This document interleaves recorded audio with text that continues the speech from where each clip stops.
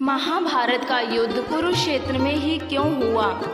दोस्तों, जैसे कि आप सभी लोग जानते हैं कि महाभारत का युद्ध कुरुक्षेत्र में हुआ था और भगवान श्री कृष्ण ने अर्जुन को गीता का ज्ञान यहीं पर दिया था। लेकिन क्या आप जानते हैं कि महाभारत का युद्ध कुरुक्षेत्र में ही क्यों हुआ था? इसके पीछे का क्या कारण है? यदि आप नहीं जानते हैं तो चलिए आज हम जानते हैं कि महाभारत का युद्ध कुरुक्षेत्र में ही क्यों हुआ। वैसे तो धर्म ग्रंथों में इसकी कई कहानियां वर्णित हैं, लेकिन आज हम इसे महाभारत के अनुसार जानते हैं। महाभारत के अनुसार भरत वंश में राजा कुरु ने जिस भूमि को बार बार जोता वह स्थान कुरुक्षेत्र कहलाया। राजा कुरु को देवराज इंद्र ने वरदान दिया था कि जो भी व्यक्ति इस स्थान पर युद्ध करते हुए मरेगा उसे स्वर्ग की प्राप्ति होगी।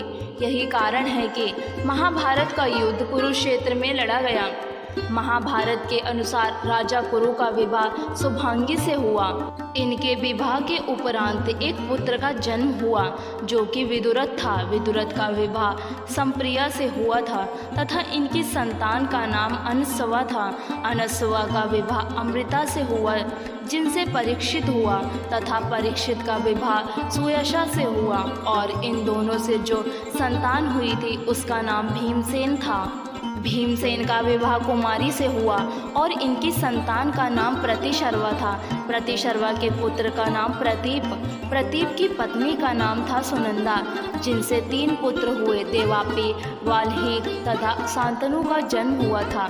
इनमें से देवापी ने किशोरावस्था में ही संन्यास धारण कर लिया था। बाकी बचे शेष 2 में से वाल्हीक ने युवावस्था से ही अपने साम्राज्य की सीमाओं को बढ़ाने में लग गया था और सबसे अंत में सबसे छोटे पुत्र शांतनु को राजगद्दी सौंप दी गई थी। शांतनु के गंगा से देवव्रत हुए जो आगे चलकर भीष्म के नाम से प्रसिद्ध हुए। भीष्म का वंश आगे नहीं बढ़ सका क्योंकि उन्होंने आजीवन ब्रह्मचारी रहने की प्रतिज्ञा की थी।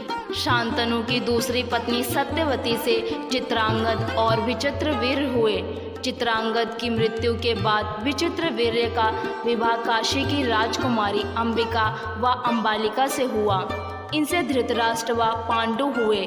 धृतराष्ट्र के पुत्र कौरव कहलाए और पांडु के पुत्र पांडव। महाभारत के अनुसार कुरु ने जिस क्षेत्र को बार बार जोता था उस क्षेत्र का नाम कुरुक्षेत्र पड़ा।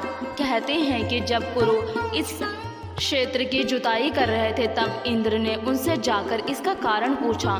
कुरु ने कहा कि जो भी व्यक्ति इस स्थान पर मारा जाए वह पुण्य लोक में जाए, ऐसी मेरी इच्छा है।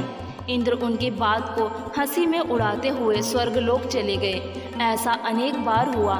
इंद्र ने अन्य देवताओं को भी ये बात बताई। देवताओं ने इंद्र से कहा कि यदि संभव हो तो कुरु को अपने पक्ष में कर लो। तब इंद्र ने कुरु के पास जाकर कहा कि कोई भी पशु, पक्षी या मनुष्य निराहार रहकर या युद्ध करके इस स्थान पर मारा जाएगा तो वह स्वर्ग का भागी होगा। ये बात भीष्म, कृष्ण आदि सभी जानते थे, इसलिए महाभारत का युद्ध कुरुक्षेत्र में लड़ा गया। महाभारत एवं अन्य पुराणों में कुरुक्षेत्र की महिमा के बारे में बताया गया है।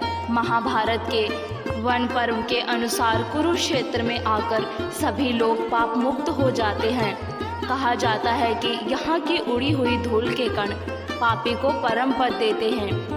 नारद पुराण में लिखा है कि ग्रहों, नक्षत्रों एवं तारागणों को काल गति से नीचे गिर पड़ने का भय है, किंतु ये जो कुरुक्षेत्र में मरते हैं पुनः पृथ्वी पर नहीं गिरते, अर्थात वे पुनः जन्म नहीं लेते।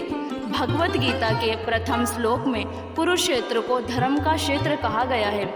अगर आप लोगों को कहानी पसंद आई है तो इसे लाइक ज़रूर करें और इसी तरह की कहानियाँ और वीडियोस देखने के लिए हमारे चैनल को सब्सक्राइब ज़रूर करें। धन्यवाद।